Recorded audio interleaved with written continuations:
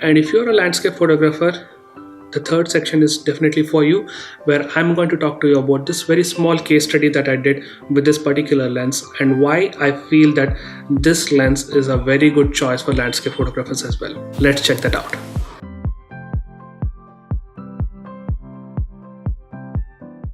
When it comes to landscape photography, the first thing that comes into our mind is having a wide angle lens.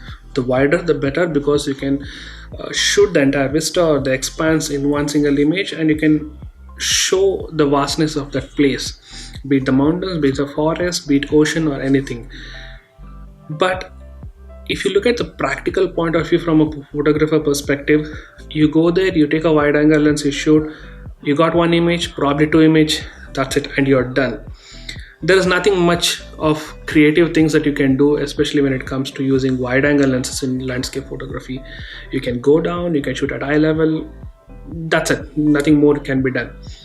But the moment you bring in a lens like 70 to 210, like in my example, the Tamron 70 to 210 focal length lens, the scene changes completely.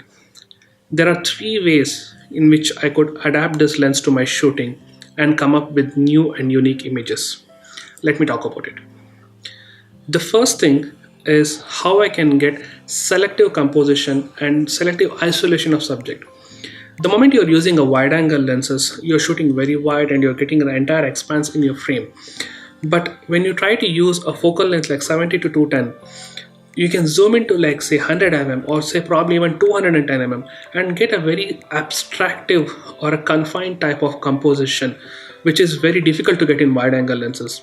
And owing to this particular focal length, the type of separation that you get in the background, the way the magnification portrays the subject, you tend to get more number of images standing in the same spot compared to what you would have got in a wide angle lens. Here are some of the examples of what I was able to achieve in this particular place. This entire case study was shot from one single place. I didn't move around. It was just probably about 20 to 30 feet viewpoint area that I was standing in. And I have this one particular shot that was taken using 24mm lens, and rest all of the images were taken using the 70 to 210 lens. And you can see how easily we can get some unique perspectives. We can make composition based on color, we can make composition based on shapes and form using this particular lens, which is really difficult from a wide angle lens.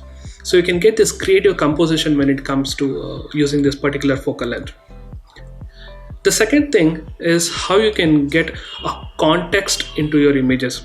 Especially for somebody doing videos, it's very important that we sort of set a context for the place that we are in and then moving closer to the subject. I feel that this particular focal length, this is 70 to 210, especially when you're using it on a full frame cameras, you sort of get this wide angle field of view at 70 millimeters, and zooming in sort of brings the viewer closer to the subject that you want to show. So you can get this like two different perspective of like extreme wide shot and extreme narrow shot, which both of them you can use next to each other and set a context for your images. And this is where this type of focal length stands out really well. And the last and most important thing that I want to mention about this particular lens, I've been doing this particular style of shooting for a very long time in landscape photography, that is using 70 to 200 lens for panoramas. You can shoot panoramas using wide angle lenses, you can shoot panoramas using 50mm lenses, you can shoot panoramas using 100mm lenses. But look at the versatility that you get, especially when you're using a constant aperture zoom lens like a 70 to 210 lens.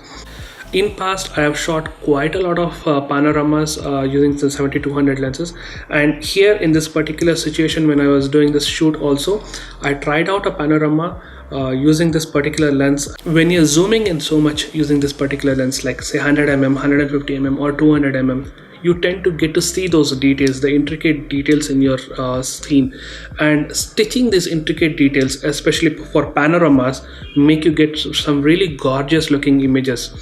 Here you can see this particular panorama was shot at around 100 to 150mm focal length, and you can see the amount of details that you can get when you're shooting a panorama in this particular zoom lens. And when you compare this with any wide angle shot, or probably even a panorama shot with a wider angle lens, it becomes very difficult for you to show that intricate details, because when it comes to panorama, you need to show it big, you need to print it like about 5 feet 10 feet wide.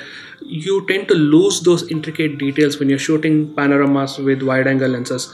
But when you use the 70-210 lens or a 70-200 range lens for panorama, you get to see those intricate minute details what you're shooting. This, when you combine with 11 frame or probably 14 frame panoramas like what I have shot here, can give you some really crispy wide landscape images. So these were the 3 points that I wanted to highlight, especially for the landscape photographers, how you can utilize the 70-200 lens range in your shooting style, and how versatile it could be, and what are the things that you can do with this particular lens.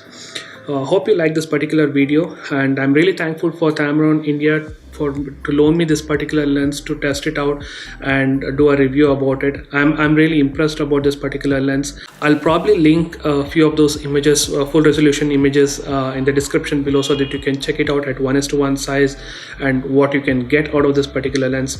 If there are anything specific that you want to ask about this lens, please do leave a comment below or drop in a mail to me, and I'll be more than happy to respond back to you. And the final question is obvious, like, is it a worthwhile lens to buy compared to the equivalent Canon or Nikon? My answer is definitely yes. Considering the cost factor of it, considering the image quality, and considering the versatility what this particular lens gives, this is definitely a highly recommended lens, and I would definitely suggest for either the beginners or probably even the professionals who want a more affordable and a very high quality lens in their kit. This is some lens which they might want to check out, and I definitely recommend this particular lens. Thank you for watching, and I'll see you guys in the next one.